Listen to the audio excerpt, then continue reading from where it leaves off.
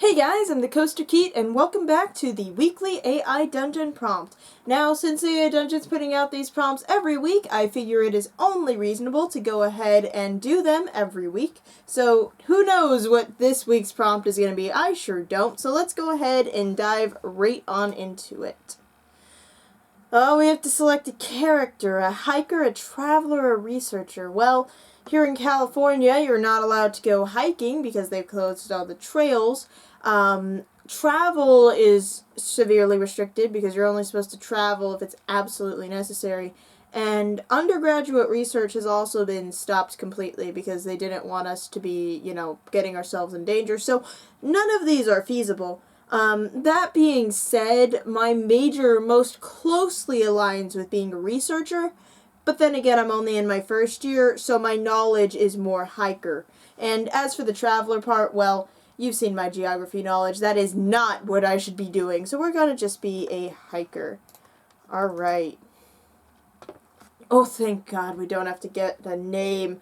I'm so thankful for that. There's music. That's okay. You are a hiker going about your life. You have a backpack and a flashlight.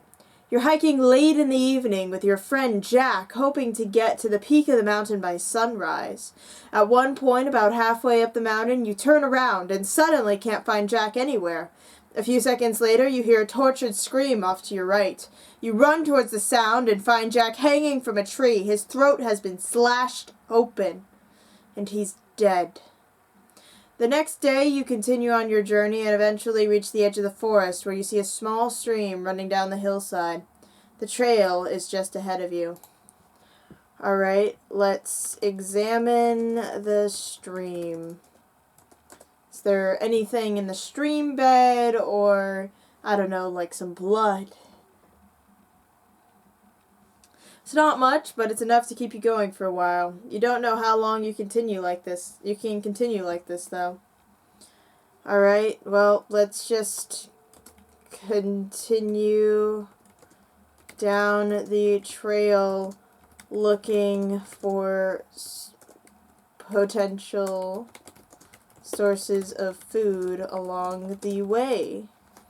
And I swear to God, if the game says dogs, I will break the computer. Eventually, you come across a small stream that flows into another one.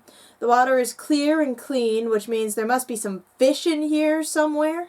You could probably catch something if you were more careful with your footing. Alright, let's be extremely careful with our footing. And I'm not exactly sure what that means. I think it's like not scaring away the feet by splashing around, or the fish by splashing around like willy-nilly, but I'm not sure. After walking in circles for a while, you decide to just follow the stream until you find something edible.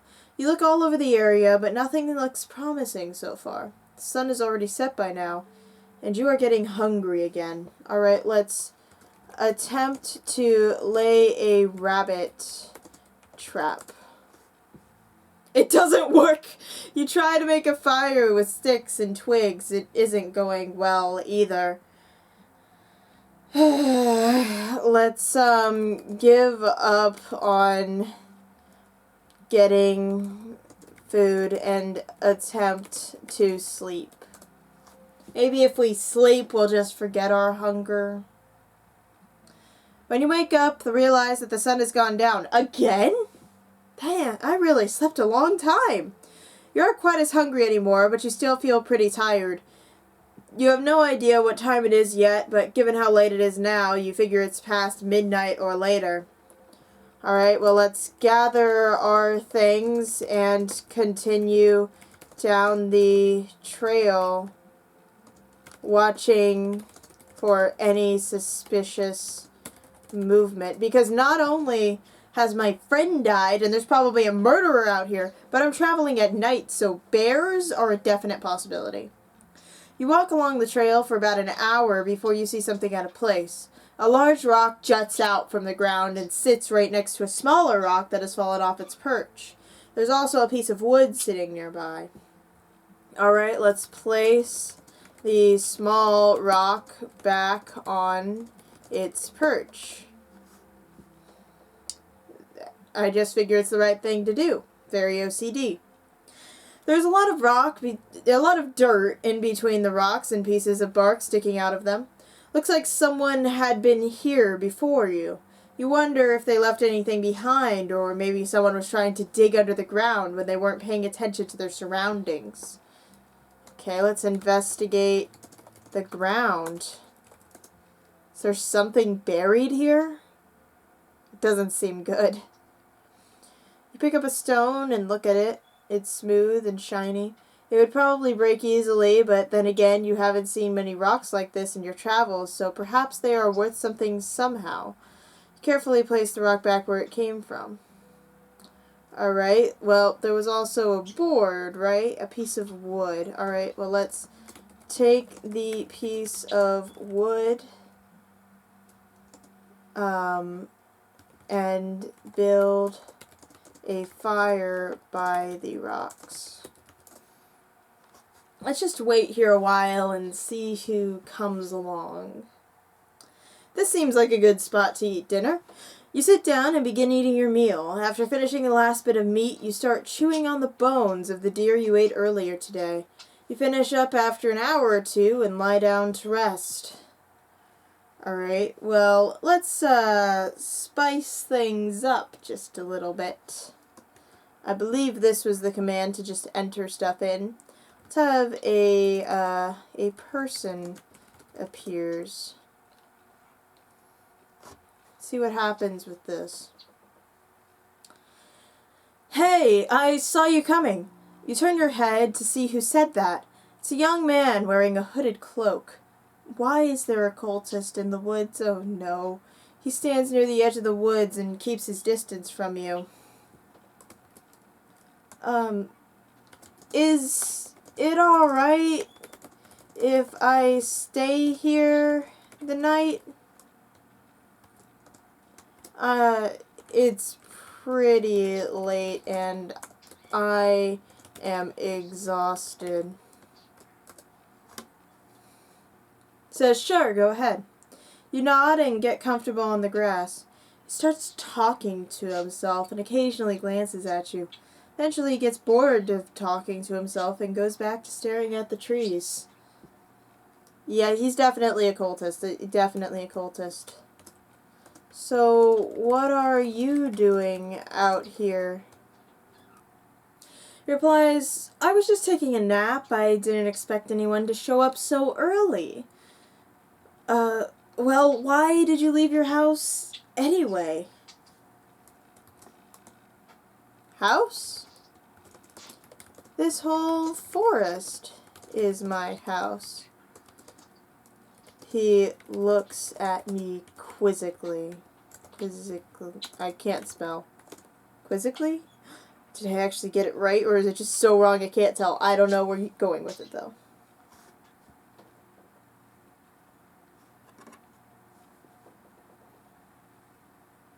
Oh. I guess it had me say that. That's fine. You say, house? This whole forest is my house. I'm just talking to myself.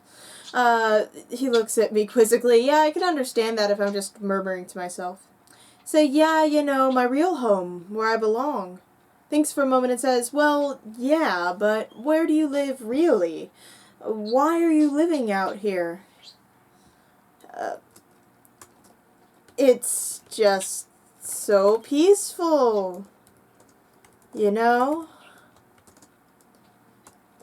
And there's absolutely nothing that can harm you. And then let's laugh nervously. Because odds are this is the serial killer. And maybe the reason why we're still alive is because he's like, you poor soul. He asks, what makes you think I'm not a threat to you? You're obviously very strong. I mean, we both know that. We've even fought before. We have? I don't remember fighting you, dude. Unless I slept fight you. Yes, but that was years ago. I thought you'd be too busy with your new job in school to care about me anymore. Jonathan? Is that you? Is this person Jonathan, the name that just sprung to my mind and has no meaning? He smiles and nods. Yep, that's me. What brings you out here anyway? My father sent me out to look for a job. Oh, really? Well, I guess I'll let you in on a little secret. Go on, AI Dungeon. What is the secret? Like, I want you to tell me the secret. I don't want to tell the secret. Oh, I do happen to run a business, and I might just have some room for one more. I can't spell business, but fortunately we're just saying this to each other, so you can't tell my misspellings through the way I speak. No, I'm not saying... Oh, fine. He says, really? That's great. So what kind of business is it? A little shop that sells antiques. He laughs again and says, that sounds interesting. How much do you want for this job?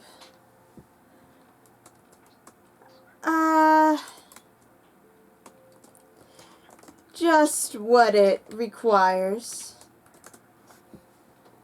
I think that both of us might have some issues.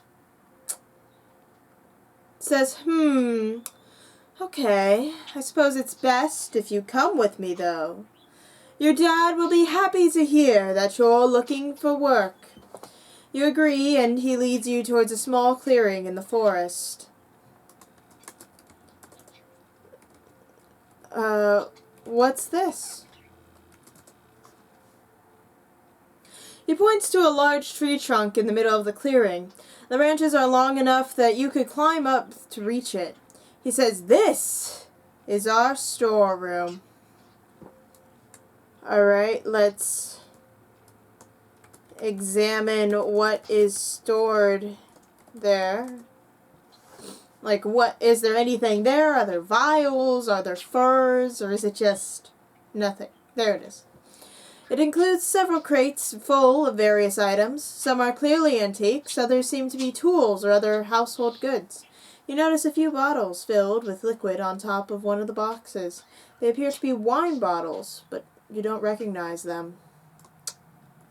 What's in those bottles? It says they're wine. Our family has been making it since ancient times.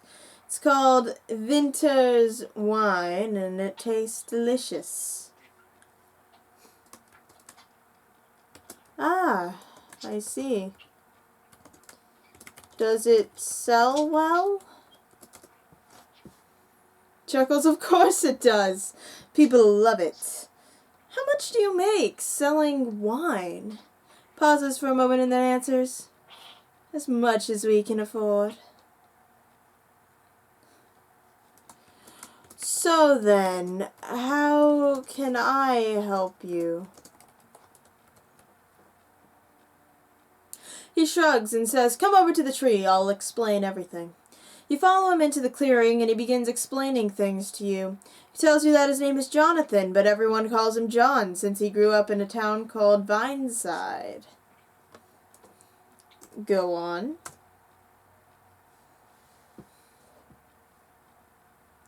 He explains that he came to the city when he was 10 years old. His parents were dead, and his older brother had left the family farm to become a merchant. Anything else? John wanted to start his own business and decided to move to the city. However, he couldn't find anything suitable for sale in the village, so he started a store called the Antique Shop. He also made sure that all of his stock was of high quality. Why do I feel like there's a little bit more to this? One day, while he was walking through the market, he saw an old man selling something. He asked the old man what it was. The old man told him that it was a rare gemstone. And where is... Well, actually, let's keep them talking.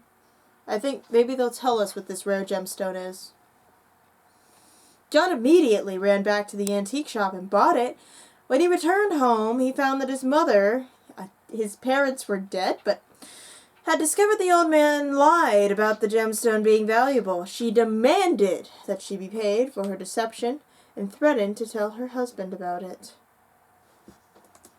Right? Your dead parents did this.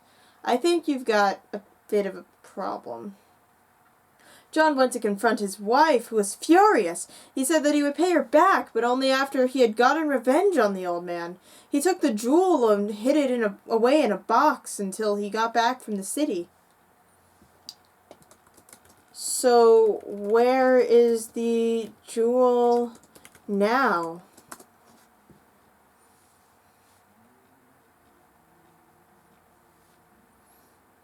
John sighs and says, well, it's somewhere in the city. My brother sold it to a rich man who gave me a nice reward for finding it. And you never wonder if there was anything peculiar about that stone? John frowns at you and asks, why are you asking so many questions? I'm not supposed to know any of this stuff. Because it's important, right? Alright, fine. Where is the jewel? I don't know what you're talking about. And let's nervously fiddle with the stone in our pocket. John looks around nervously and says, I think you've lost the stone. Say, no, I haven't, but I need to go get it. Can you take me back to my house? John nods and starts running off down the path. And then the killer appears. You turn around and quickly run after him. As soon as you catch up to him, he grabs you by the wrist and pulls you behind a nearby rock. He whispers, don't worry, I won't hurt you. Just let me take you back home. He takes out a knife and it shines in the moonlight. Just let me take you back home. He repeats as he sinks the blade into my back and pulls the rock from my pocket. My blood falls on the stone, glimmering like a gem. And with that, and the color seeps into its very core. Suddenly, the dull gray is replaced by vibrant crimson. And as my consciousness falters, I realize what's been done.